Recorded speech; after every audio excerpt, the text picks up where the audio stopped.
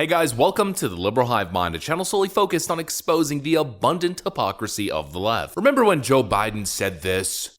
Listen, you got to come see us when you come to New York, VP Biden. I will. It's a long way until November. We got more questions. You got more questions, but I tell you, if you have a problem figuring out whether you're for me or Trump, then you ain't black. It don't have nothing to do with Trump. It has to do with the fact I want something for my community. I would love to see. Take a look at my record, man. I extended the voting rights 25 years. That if you didn't vote for him, then you weren't black. He challenged every black American's black card by promoting and perpetuating this nonsense that you have to be a Democrat to be accepted as culturally black. Well, let's challenge that assumption. What exactly are you voting for? You know, we know the standard. If you're a black American, you have to vote for Democrats, otherwise you're considered a traitor, a race traitor, or other creative terms that people tend to use, which I'm definitely not going to go into. But you would think with the expectation of this kind of voter loyalty that we'd be seeing significant results for black America. Of course, the exact opposite is true. And this story, man, I mean, this is craziness. Let me show you guys what I mean. Let's really have a conversation about the tangible results that black communities are receiving in Democrat strongholds, in this case, the black Democrat stronghold of Baltimore. We got some stuff to get into, so let's roll the tape. All right, folks, so we've seen headlines like this in the past, but I think this might be one of the worst. 0 students proficient in math in 23 Baltimore schools, test results reveal. And yeah, you heard that right, 0 students. The Maryland State Department of Education recently released Baltimore students' 2022 test results, which revealed that 93% of 3rd through 8th grade tested below their grade level in math. WBFF TV reported. After analyzing the results, the local news outlet found 23 city schools where not a single student tested proficient in math. Nearly 24 schools with abysmal test scores included 10 high schools,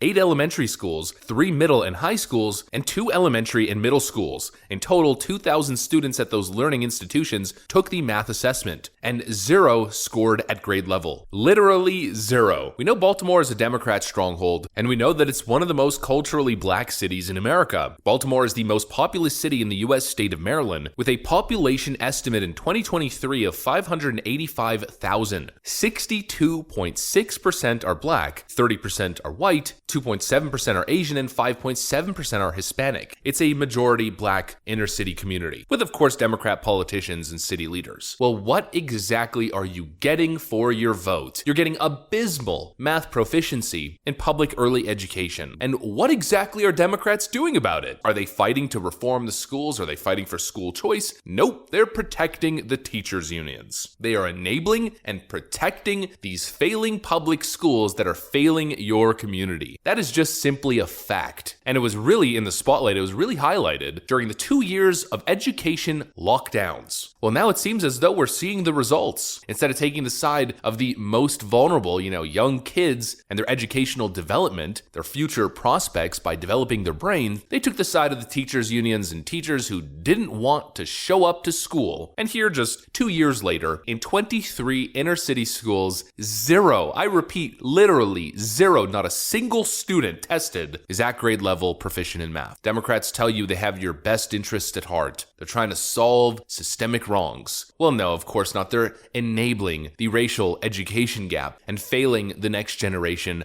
of black Americans. That is simply a fact. Meanwhile, they tell you, they have the audacity to tell you that if you don't vote for them, then you ain't black. I mean, in what world is that an acceptable practice? Failing to deliver concrete, tangible results for decades and then telling you that if you don't vote for them, well, then there's something wrong with you. What an absolute insult. I mean, that's insult to injury is really what it is. And here's probably a better question. It's been more than 2 years since Democrats gained control of the White House, the Senate, and the House. Of course, they recently lost the House, but still, 2 years with a Democrat president. What exactly have they done to make schooling better? What have they done to make communities more safe? Nothing. Absolutely nothing. What have they done to help bring safety, business, prosperity, and opportunity to black cities and black communities? Nothing. Joe Biden said that if you didn't vote for him, then you ain't black, because he was going to do all of this great stuff for you. And he has done nothing. An absolute big fat 0. Not a single piece of legislation aimed at the black community. People are going to say, well, what about student loan forgiveness? Student loan forgiveness.